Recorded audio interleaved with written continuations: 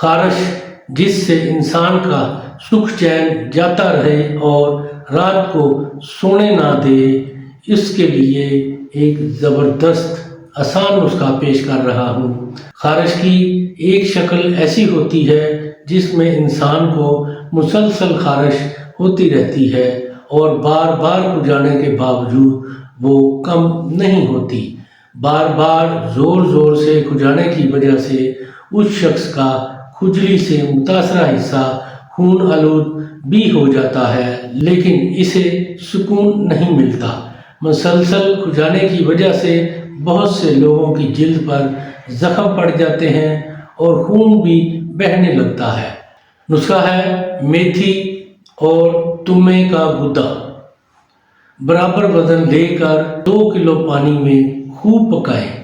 جب پانی پک پک کر آدھا رہ جائے تو ٹھنڈا ہونے پر چھان کر بدن پر اس کی اچھی طرح مالش کر لیں۔ پہلے ہی دن کے استعمال سے راحت اور سکون مل جاتا ہے۔